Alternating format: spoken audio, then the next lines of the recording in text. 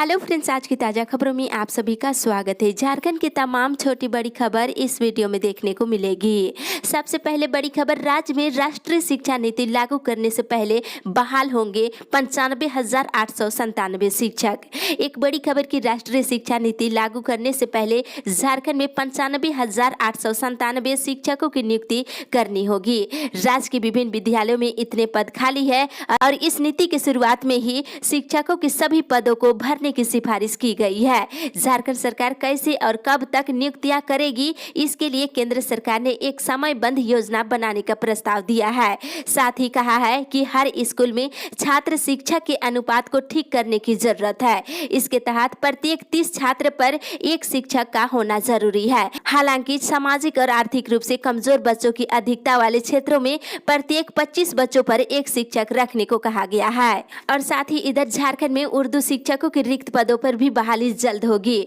झारखंड के शिक्षा मंत्री जगन्नाथ महतो ने राज्य में उर्दू विद्यालयों में शिक्षकों की कमी को दूर करने के लिए रिक्त पदों पर उर्दू शिक्षकों की बहाली जल्द करने का आश्वासन भी दिया है। इसी के साथ ही अगली बड़ी खबर, दशहरा, दीपावली, छठ के त्योहार सीजन में रेलवे चलाएगा 200 स्पेशल ट्रेन।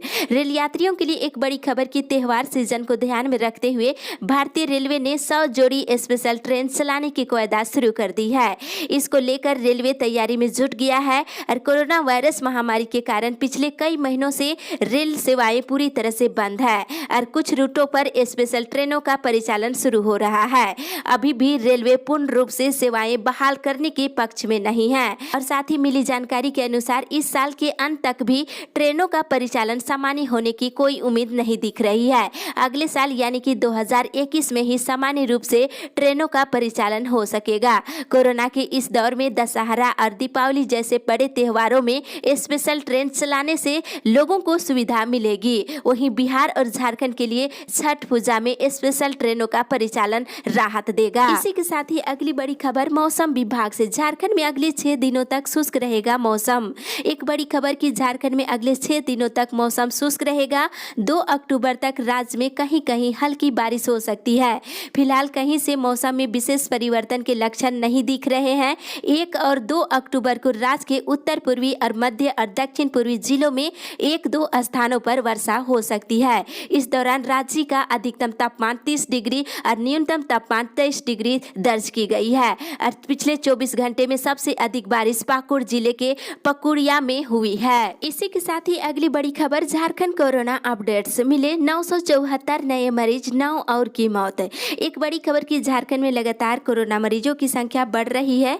पिछले 24 घंटे के दौरान 974 नए मरीज मिलने के साथ ही 9 और नए संक्रमित मरीज की मौत हो गई, जिसमें पूर्वी सिंहभूम से 4, बोकारो से 2 और रांची, खूंटी, हजारीबाग से एक नए मरीज की मौत हो गई है। अब राज्य में कोरोना से मरने वालों की संख्या बढ़कर 679 हो गई है। इसी के साथ ही पिछले 24 घंटे के दौरान बोकारो से 73, देवघर से 45, धनबाद से 42, दुमका से 10 और पूर्वी सिंहभूम से 226, गढ़वा से 55, गिरिडीह से 9 और गोड्डा से 35, गुमला से 15, हजारीबाग से 17, जामताड़ा से 27, खूंटी से 7, कोडरमा से 31, लातेहार से 1, लोहरदगा से 28, पलामू से 32, रामगढ़ से 14, रांची से 214 और साहिबगंज से 6, सरायकेला से 35, सिमडेगा जिले से 15 और पश्चिमी सिंहभूम जिले से 37 नए मरीज मिले हैं। वहीं अब जाकर राज्य में कुल मरीजों की संख्या बढ़ करके 79,909 हो गई है। वहीं पिछले 24 घंटे के दौरान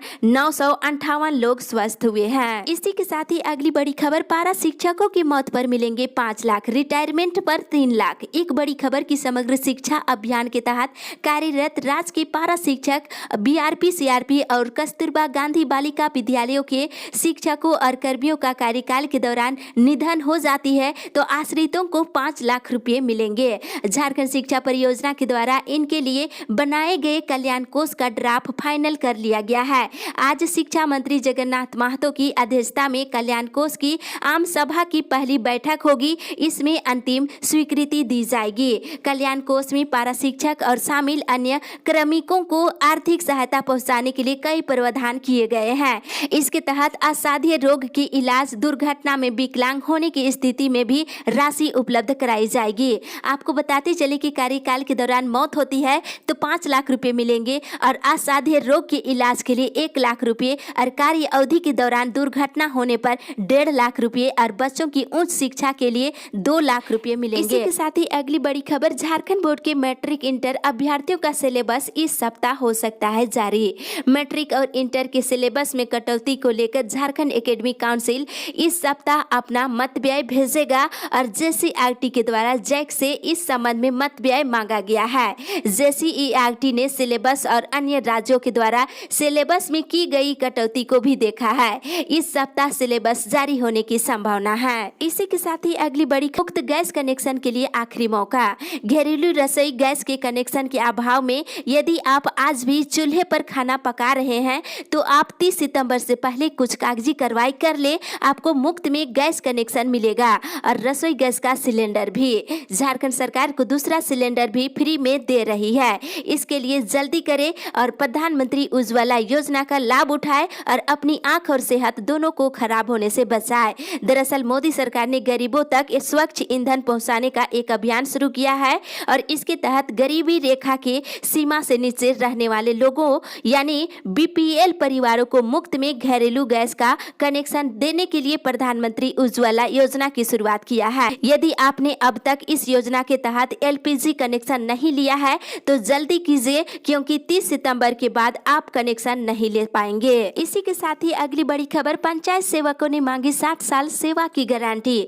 गढ़वा जिले के पंचायत सचिवालय स्वयं सेवक संघ के जिला कमेटी के पदाधिकारियों ने झारखंड सरकार के पेयजल मंत्री मिथिलेश कुमार ठाकुर से मिलकर 3 सूत्री मांग पत्र सौंपे हैं और उन्होंने कहा है कि राज्य सरकार की योजनाओं का क्रियान्वयन में स्वयं सेवक की भागीदारी सुनिश्चित की गई है, लेकिन दुर्भाग्य की बात है कि किए हुए काम का प्रोत्साहन राशि आज तक भुगतान नहीं की गई है।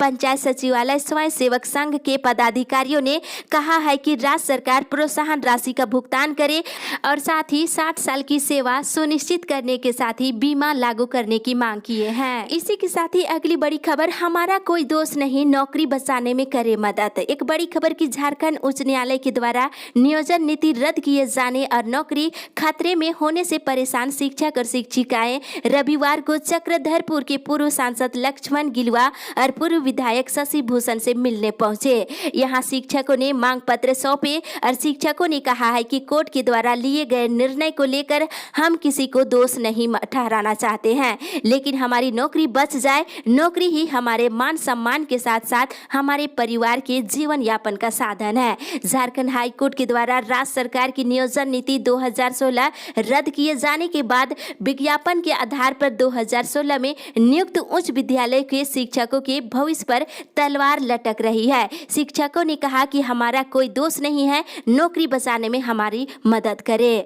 इसी के साथ ही अगली बड़ी खबर, होमगार्ड 4 अक्टूबर के बाद घेरेंगे विधायक के आवास। एक बड़ी खबर की सहायक पुलिसकर्मियों की तरह होमगार्ड के जवान भी आंदोलन की राह पकड़ने को तैयार हो रहे हैं। झारखंड होमगार्ड वेलफेयर एसोसिएशन ने अपनी मांगों को पूरा नहीं होने पर 4 अक्टूबर के बाद विधायकों का आवास घेरने और दुर्गा पूजा के बाद राज्य के मुख्यमंत्री का आवास घेरने की घोषणा रविवार को कर दी है। बताते चले कि होमगार्ड जवानों ने कहा है कि अधिकांश जवानों को प्रतिदिन ड्यूटी नहीं मिल रही है। सिर्फ 300 से 400 जवान सरकारी और अर्ध सरकारी जगहों पर अपनी सेवाएं दे रहे हैं। उन्होंने सभी सरकारी कार्यालयों में उन्हें ड्यूटी देने की मांग की है। इसी के साथ ही अगली बड़ी खबर, कोचिंग संस्थानों को खोलने पर विचार करे सरकार। कोचिंग एसोसिएशन की बैठक की गई और सरकार से यह मांग की गई है कि कोचिंग संस्थानों को जल्द से जल्द सुचारू रूप से संचालन करने की अनुमति दे। उन्होंने कहा कि कोरोना काल में लगभग सभी चीजों पर असर देखने को मिला है, किंतु जिस प्रकार से अन्य संस्थानों या फिर व्यवसायों को शुरू करने की अनुमति दी गई है, उसी प्रकार सरकार जल्द से जल्द कोचिंग संस्थानों को भी खोलने की अनुमति शीघ्र प्रदान करे, जिसे हम सभी कोचिंग संचालक सामाजिक दूरी का पालन करते हुए कक्षाएं आयोजित कर सके। इसी के साथ ही अगली बड़ी खबर, कृषि विधेयक से किसानों को मिलेंगे अच्छे दाम। प्रधानमंत्री नरेंद्र मोदी ने कहा कि किसान और कृषि क्षेत्र जितने मजबूत होंगे होंगे, आत्मनिर्भर भारत की नींव उतनी ही मजबूत होगी। कृषि विधेयक का जिक्र करते हुए कहा है कि किसानों को अब उनकी इच्छा के अनुसार जहां ज्यादा दाम मिले वहां बेचने की आजादी है। इससे किसानों को अच्छे दाम मिलेंगे। साथ ही इधर कृषि बिल के विरोध में कांग्रेस आज मार्च निकालेंगे। केंद्र सरकार के द्वारा संसद में पारित 3 कृषि बिल के खिलाफ कांग्रेस देशव्यापी आंदोलन कर रही है। और आपको बता दें, आज रांची के मोराबादी मैदान स्थित गांधी प्रतिमा से राजभवन तक मार्च का आयोजन किया गया है।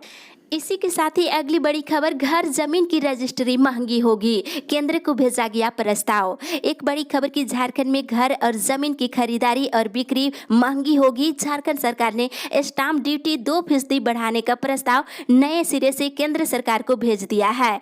केंद्र सरकार की हरी झंडी के बाद स्टाम्प ड्यूटी परिसंपत्ति के मूल्य 6% हो जाएगी। फिलहाल ये 4% है और स्टाम्प ड्यूटी बढ़ने के बाद 40 लाख के फ्लैट खरीदने पर 80,000 रुपये से ज्यादा के स्टाम्प लगेंगे और निबंधन के समय इसका भुगतान करना होगा। और वहीं दूसरी तरफ परिसंपत्तियों में भी सेल डिडक्ट निबंधन की स्थिति में स्टाम्प ड्यूटी की राशि भी बढ़ जाएगी। मकान किराए की रजिस्ट्री के समय स्टाम्प ड्यूटी के कारण किराएदार का खर्च बढ़ जाएगा और स्टाम्प ड्यूटी बढ़ाने के बाद झारखंड के खाली खजानों को राहत मिलेगी। इससे निबंधन के मद में सरकार को सालाना कई सौ करोड़ रुपए अधिक मिलने की उम्मीद है। इसी के साथ ही अगली बड़ी खबर, 8 जोड़ी ट्रेनों का परिचालन शुरू कराने को लेकर भेजी गई रिपोर्ट। आपको बताते चले कि झारखंड सरकार से अनुमति मिलने के बाद चक्रधरपुर रेल मंडल के द्वारा 8 जोड़ी ट्रेनों का परिचालन शुरू कर सकती है। इसके लिए चक्रधरपुर रेल मंडल मुख्यालय द्वारा जोनल को रिपोर्ट भेज दी गई है। चक्रधरपुर रेल मंडल को दक्षिण पूर्वी रेलवे मुख्यालय की जिन ट्रेनों का परिचालन शुरू करने की रिपोर्ट भेजी है, जिसमें Howrah Tata steel express train, Tata Chhapra, Tata Danapur express, Tata Yesvantpur साप्ताहिक एक्सप्रेस ट्रेन और टाटा जम्मू तवी एक्सप्रेस ट्रेन, साथ ही टाटा एलएपी और टाटा बेपन अली साप्ताहिक एक्सप्रेस ट्रेन और टाटा अमृतसर एक्सप्रेस ट्रेन और Tata LTT Antyodaya express train और टाटा बादाम पहाड़ पैसेंजर ट्रेन चलाने की मांग की गई है। इसी के साथ ही अगली बड़ी खबर, कोडरमा जाने के लिए सिटी बस सेवा शुरू। कोडरमा से रेल यात्रा करने वालों के लिए कोरोना काल से बंद सिटी बस सेवा फिर से शुरू कर दी गई है। सिटी लीग के संचालक दिलीप सोथालिया ने बताया है कि हालांकि अभी यात्रियों की संख्या उतनी अधिक नहीं मिल रही है, पर लोगों की मांगों को देखते हुए फिर से सिटी बस सेवा शुरू कर दी गई है। हजारीबाग से सुबह के 9 बजे और कोडरमा से 2:35 पर बस का प्रस्थान का समय है। यात्रियों को कोविड-19 की गाइडलाइन का पालन करने की अपील की गई है। इसी के साथ ही अगली बड़ी खबर, पुरानी पेंशन का लाभ देने की मांग। झारखंड अराजपत्रित कर्मचारी महासंघ की सामान्य परिषद की बैठक हुई, जिसमें 30 वर्ष की सेवा और 50 वर्ष की आयु में सरकार के द्वारा जबरदस्ती रिटायरमेंट किए जाने का पुरजोर विरोध किया गया है। बताते चले कि शिक्षक नेता मुमताज अहमद ने सभी कर्मियों से एक होकर आवाज बुलंद करने की बात कही है। साथ ही इधर 2004 के बाद नियुक्त राजपत्रित और अराजपत्रित कर्मचारियों को पुरानी पेंशन का लाभ और रिक्त पदों पर बहाली करने की मांग किए हैं। साथ ही बहाली और अनुबंध और मानदेय और दैनिक और आउटसोर्सिंग कर्मियों को भी और आंगनबाड़ी सेविका और सहायिका का नियमितीकरण करने की मांग है। साथ ही न्यूनतम मजदूरी का लाभ देने की भी मांग रखी गई है। इसी के साथ ही अगली बड़ी खबर, ग्रामीणों को दीदी बाड़ी योजना से मिलेगी रोजगार। एक बड़ी खबर की मनरेगा के अंतर्गत रोजगार उपलब्ध कराने और आजीविका बढ़ाने के लिए संचालित योजनाओं के साथ साथ ग्रामीणों के आर्थिक और परिवारों के पोषण की आवश्यकता को पूरा करने के लिए दीदी बाड़ी योजना को क्रियान्वित करने का निर्णय लिया गया है। ये जानकारी पश्चिमी सिंहभूम के उपायुक्त अरवा राजकमल ने दिए हैं।